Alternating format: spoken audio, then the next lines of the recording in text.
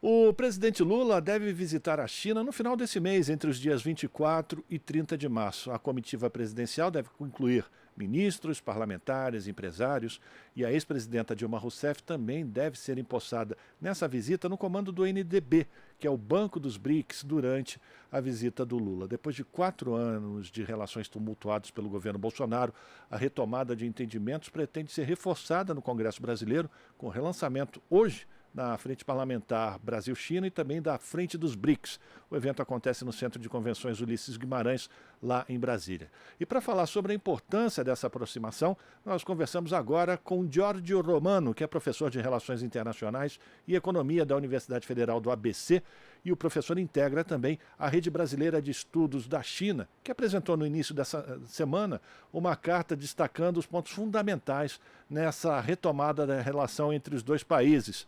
Professor Giorgio, muito bom dia, obrigado pela sua participação aqui no Jornal Brasil Atual, tudo bem? Bom dia, tudo bem a você, quem nos está assistindo? Muito obrigado pela sua participação. Professor, nessa carta que foi divulgada na segunda-feira, o grupo, a Rede Brasileira de Estudos da China, faz uma série de avaliações sobre a importância estratégica dessa parceria entre Brasil e China. Eu queria que o senhor apresentasse para os nossos ouvintes, as nossas ouvintes, internautas e também espectadores, um resumo do que está colocado nessa carta, para a gente, a partir daí, fazer uma discussão sobre os pontos importantes. Certo. Então, primeiro, nesses 4 anos, de fato, a gente perdeu oportunidades para aprofundar, adensar essa relação com a segunda maior economia do mundo. E não só a segunda maior economia no mundo, como também um país que conseguiu superar sua condição periférica e está avançando,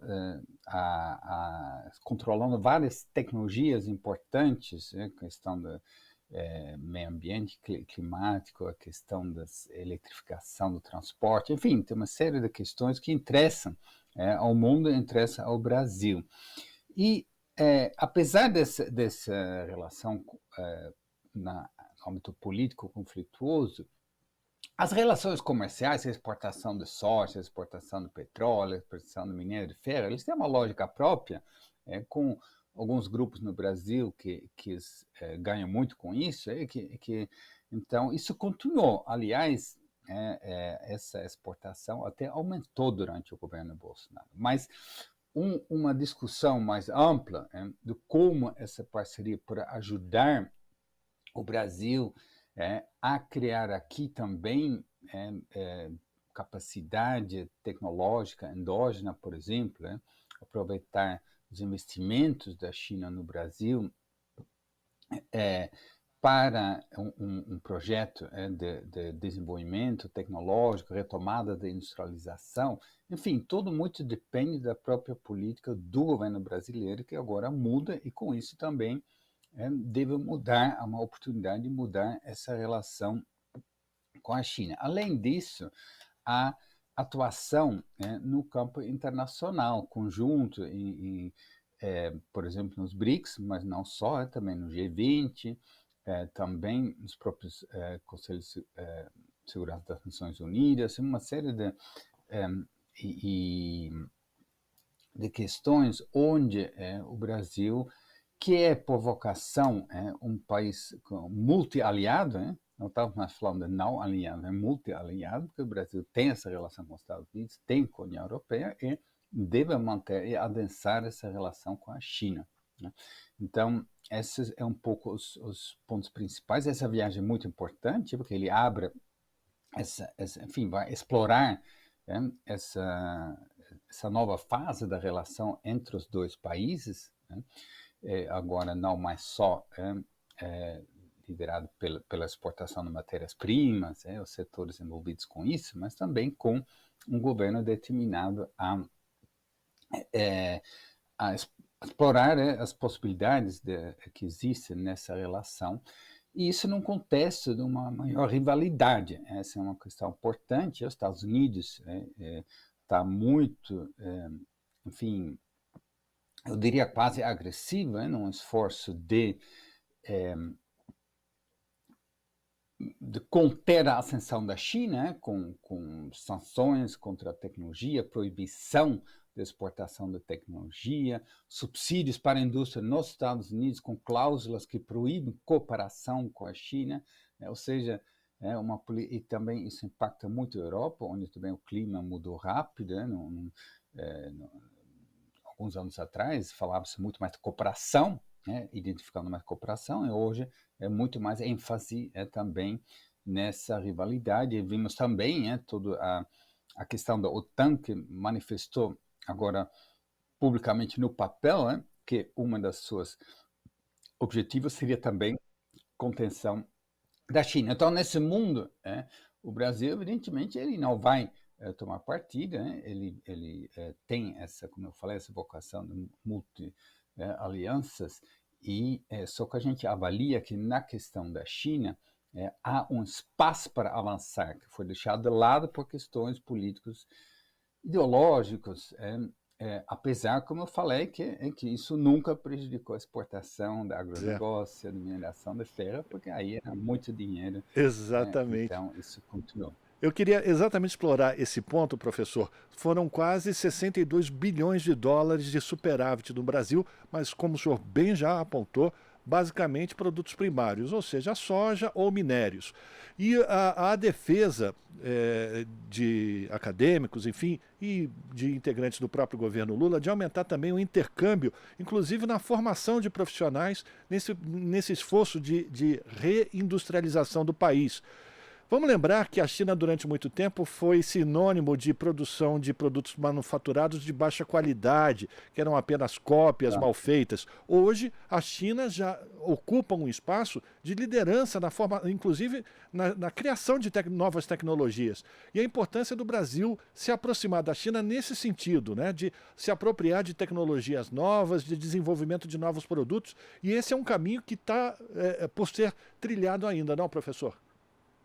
Sim, com certeza. E aí há dois elementos. Um é a própria cooperação, definir algumas áreas que são a partir da necessidade do Brasil, questões estratégicas para o Brasil, por exemplo, a área da energia sustentável, onde, então, uma parceria com a China,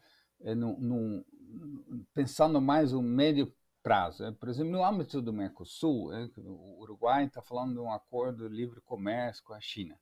Mas o Brasil pode liderar, por exemplo, um processo de pensar a partir do Mercosul, porque o Brasil atua na esfera comercial com outros países através do Mercosul, pensar num acordo não só comercial, mas um acordo econômico muito mais amplo, político muito mais amplo, de mais longo prazo, onde você define cooperações que permite transferência tecnológica, que permite, enfim, qualificar melhor, né? Assim, porque o Brasil a China não é só comércio, tem muitos investimentos no Brasil, financiamentos, eles podem ser direcionados, pactuados, com objetivos claros, de construir aqui no Brasil núcleos de tecnologia endógena, de avançar nisso, cooperação tecnológica.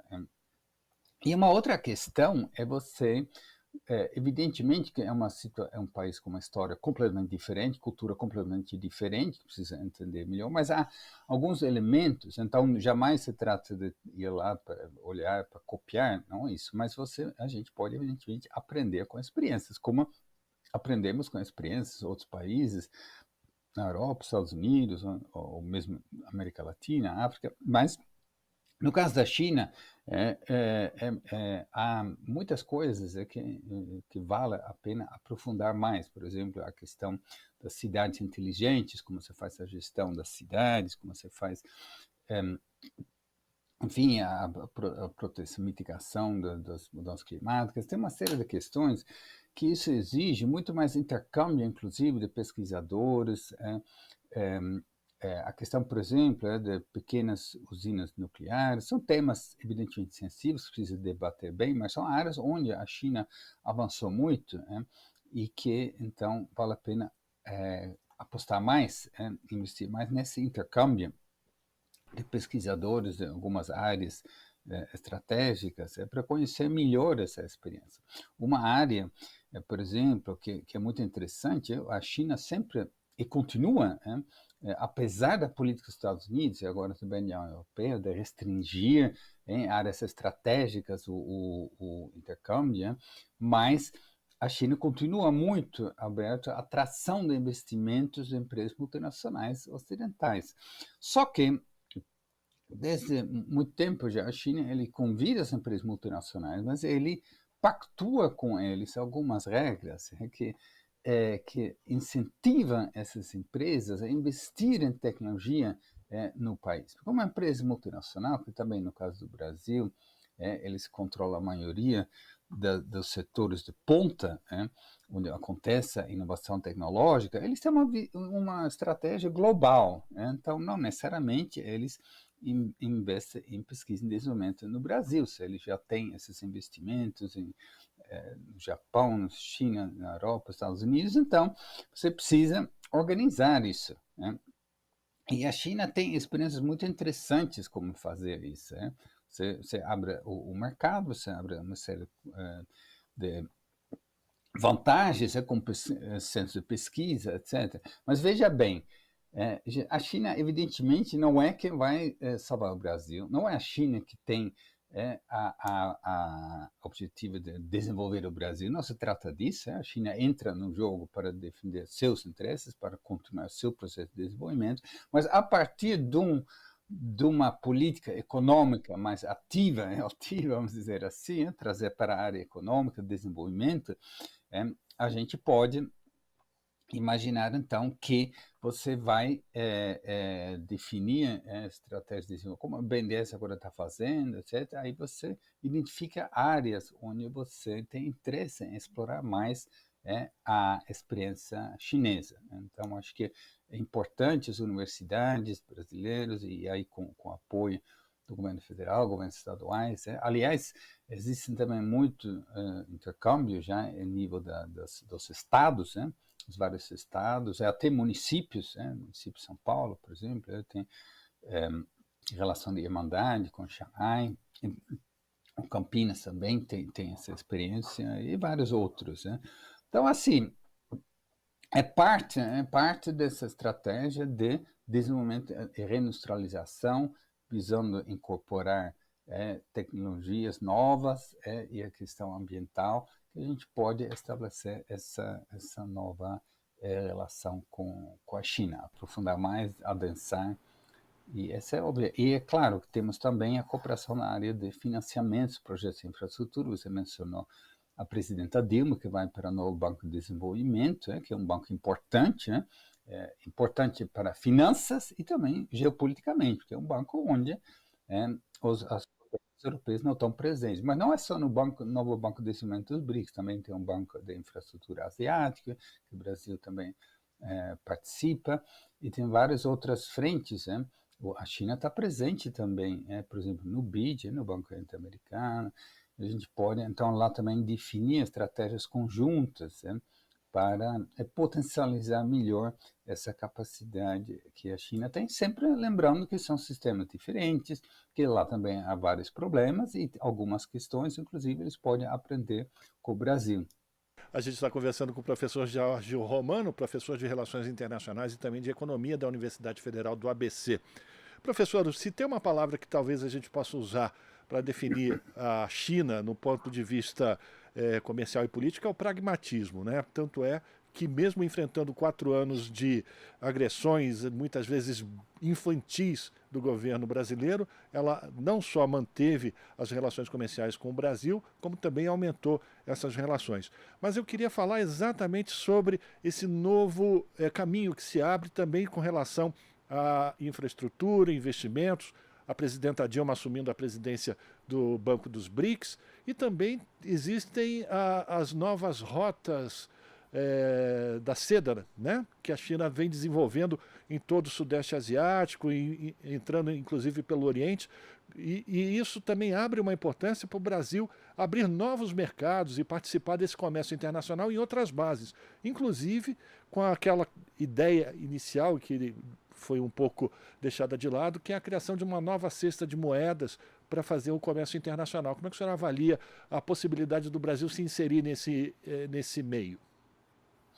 Na verdade, assim, a chamada Nova Rota da Seda, né, a iniciativa é uma iniciativa chinesa já há 10 anos, lançada pelo presidente Xi Jinping logo nos primeiros anos do seu primeiro mandato. Ele se trata de um grande projeto de infraestrutura que, de fato, começou na Ásia, depois ampliou para a Europa e a África fortemente, e também para a América Latina, né? E tem vários países, sobretudo os países menores, que participam, que no fundo o Brasil ele participou ao longo dos anos, só que sem aderir formalmente a essa iniciativa, que se faz através de um memorando de entendimento, mas acho que o Brasil nem precisa dessa formalidade, vamos dizer, porque ele já está recebendo muitos investimentos, né? A China está interessada no Brasil e vários setores no Brasil, como eu falei, entraram já há muito tempo nesse comércio, que explica grandes números, o fato que a China é maior parceiro comercial, que a China o Brasil é um grande receptor de investimentos de empresas chinesas. Então, assim, há uma dinâmica própria nessa relação econômica. O que a gente está falando, inclusive nessa carta da Rede Brasileira de Estudos da China, a RB China, é exatamente da gente qualificar melhor, explorar outras possibilidades que existem nesse intercâmbio, que tem uma lógica, porque a China está muito interessada nessas matérias-primas, ele está interessado no mercado, ele está interessado geopoliticamente para manter relações com países que não querem entrar nesse jogo de uma nova Guerra Fria, né? Então, a questão é identificar como ir além dessas relações que são quase, se você olha de longe, para esse centro-periferia. A gente exporta matéria-prima, importa produtos industrializados, tecnologia. Então, a gente quer reorganizar, requalificar essa relação e acredita que, através de um diálogo político-econômico, isso é possível. E em muitos casos, na verdade, a própria China dá exemplos de como você entra na cooperação econômica, você ele abriu a economia, mas com objetivos de desenvolvimento claros. Se você não tem objetivos de desenvolvimento claros, você faz essa exportação e alguns setores, como eu falei, ganharam muito dinheiro. Aliás, até curioso, setor de agroexportação, vários setores que apoiaram o governo anterior, ou seja, à noite fala mal da China e o dia seguinte negócios para exportar para a China. Então, essas contradições até são curiosos, mas o que está colocado agora é você, através de um diálogo político com a liderança que o Lula tem vamos dizer, o carisma político que o Lula tem na China, mas sobretudo com uma política governamental que visa uma reindustrialização, e que visa, então, aproveitar dessas possibilidades, dessa tecnologia, esse enorme investimento que a China fez e está fazendo em tecnologias, estabelecer relações nesse campo. A gente está conversando com o professor Giorgio Romano. Para a gente terminar, professor, vamos falar da Rede Brasileira de Estudos da China, que é uma rede que foi formada já em 2018, já tem uma trajetória. E no próximo mês de outubro também será realizado um encontro, um seminário.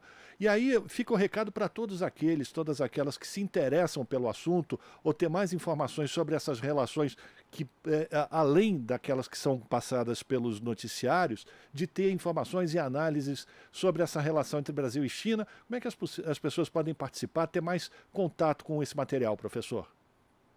Sim, não, a rede é uma rede para articular, ele foi criada exatamente por vários motivos. Primeiro, que essas relações comerciais que eu acabei de mencionar estavam se ampliando muito rápido, a presença chinesa estava se ampliando muito rápido, e o conhecimento no Brasil sobre a China, sobre o impacto da presença chinesa no Brasil, sobre a presença chinesa no mundo e sobre a própria experiência, como eu falei, essa experiência que a China teve de superar sua condição periférica, esse conhecimento era muito além Ou seja, havia um hiato entre essa realidade da China no Brasil, a China no mundo, e o conhecimento. Então, a ideia era estimular mais pesquisas e juntar aquelas que estavam já pesquisando para fortalecer o intercâmbio. E então, isso se faz através de encontros anuais, onde são apresentados, são convidados, porque aí a rede também ele estabelece relações com outros países, onde você já também tem essas redes de estudo, como no México, ou mesmo na Europa ou na África, que tem também, África do Sul, por exemplo, tem experiências muito parecidas, e também está procurando essa requalificação da relação com a China e, evidentemente, com a própria China, estimular intercâmbio de alunos de pós-graduação, de pesquisadores, etc.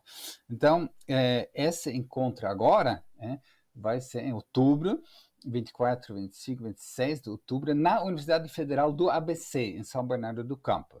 Então, vamos ter presença de pesquisadores chineses e de vários pesquisadores brasileiros, e em breve nos vamos lançar nas redes sociais mais informações, e durante o evento também temos a apresentação de trabalhos de alunos de pós-graduação, vamos lançar uma chamada, enfim, estamos todos colocando em movimento para ter um grande evento que exatamente ele é importante esse ano, é o 6º evento, mas ele é importante porque ele acontece exatamente nesse momento que tanto o Brasil está buscando essa qualificação, adensamento da relação com a China, e do outro lado a China está também muito interessada em manter, acredito eu, de manter e ampliar a relação com um parceiro dos BRICS, um grande país em desenvolvimento que de fato, definitivamente, não vai entrar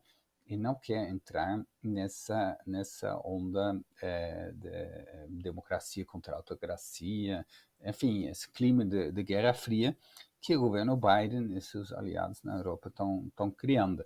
A rede brasileira não é só questões econômicas e políticas ou relações internacionais, de jeito nenhum. Tem muita gente que está interessada na literatura chinesa, na cultura chinesa, que também é outro aspecto que é uma riqueza gigantesca. Então, tem gente que está com parceiros lá na rede que estão com o Instituto Confúcio, então a própria língua, etc. Então é o conjunto, de entender a China. Não se trata de jeito nenhum, deixando isso muito claro, de defender, de achar que é um modelo que pode ser copiado, nada disso. Nós temos na rede várias opiniões, tem gente que gosta da cultura, mas tem dúvidas sobre o sistema político, tem gente que gosta da questão política, também se interessado. Enfim, é um conjunto muito grande, inclusive não só pesquisadores, mas também profissionais, tem alguns integrantes do governo, até diplomatas que participam a título pessoal. Então, o evento agora em outubro em São Bernardo do Campo, na Federal do ABC, vai ser uma grande oportunidade de acompanhar. Vamos organizar também transmissão via streaming, para que também as pessoas que não conseguem participar nesses dias consigam assistir, e também vamos, enfim, evidentemente depois colocar na rede as gravações dos eventos, e esperamos que as meios de comunicação, vocês, por exemplo, dão uma grande cobertura a esse evento. Então, Perfeito. Fica dado aqui, então, o chute inicial, a largada para a preparação desse evento que vai acontecer daqui a 6 meses, pouco mais de 6 meses, mas isso também permite com que as pessoas que têm interesse no tema, nas diversas áreas, como o senhor salientou, né, professor, inclusive na área da cultura, poder se preparar, poder tomar contato. Então, a partir de outubro tem mais esse seminário. Quero agradecer a sua participação, professor Jorge Romano, professor de Relações Internacionais e Economia da Universidade Federal do ABC, também integrante da Rede Brasileira de Estudos da China, falando sobre a importância da retomada desses entendimentos entre Brasil e China, e a visita que o presidente Lula deve realizar já no final desse mês, o encontro com Xi Jinping. Muito obrigado pela sua participação, professor, e até uma próxima oportunidade.